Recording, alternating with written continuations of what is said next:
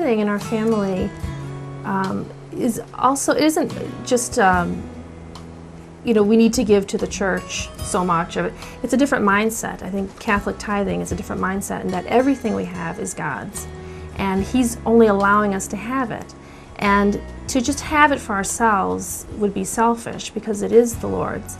And so we view it as it is God's. And what is God? Why has He given us all this bounty? What is it that we need to do with it? What does He want us to do with it?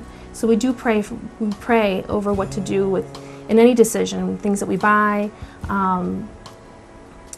who we donate to, and we just always in the back of our minds remember that everything is God's, and we just pray that we will follow His will and use the gifts that He's given us the way that He wants us to. I think tithing is very important because it helps to keep in perspective that everything that we have only by God's grace.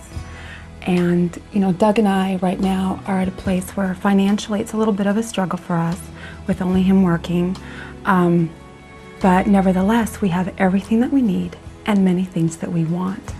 And so God blesses us in this way. And so tithing is important because out of His paycheck, we need to give back to God that bare minimum, the first fruits that He asks for, that belong to Him anyway. And it helps to keep us, I think, grateful for everything that we have and everything that He gives us. Tithing is about faith and trust, and it's a real, when you examine your conscience, and especially when you come into, say you've sold a piece of land, and it's a relatively big piece of, change that you don't, see all the time. To think about 10%, I think sometimes you have to think, do we really need to do the whole thing? It really causes you to examine, just how much do I trust God? How much, am I going to, just leave Him out of this part of my life? So it really forces you to remain honest and true, you're loyal to the commitment to tithe and to trust and allow God to do His work in our lives.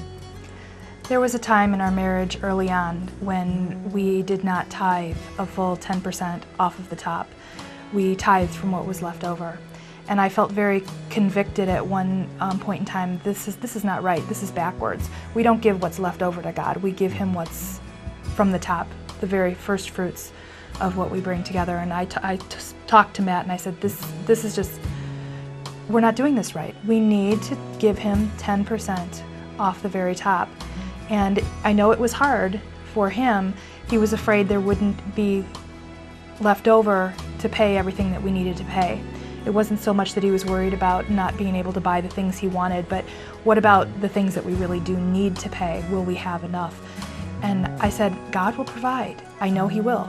I just feel very convicted. And he said, go ahead, 10%. He's like, and he let me decide where the money would go, and I became the family tither. And the stories that we have about God providing for us and God taking care of us and money coming out of nowhere, getting checks in the mail, just surprise checks, a surprise bonus from His work that we were not expecting, and just the stories of how God provides and how God takes care and how God rewards you for trusting in Him to take care of your needs is just, it's amazing, just absolutely amazing.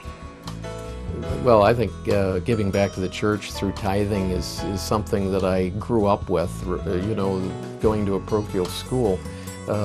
One of the things we always had were our weekly envelopes, and we gave our nickels and our dimes.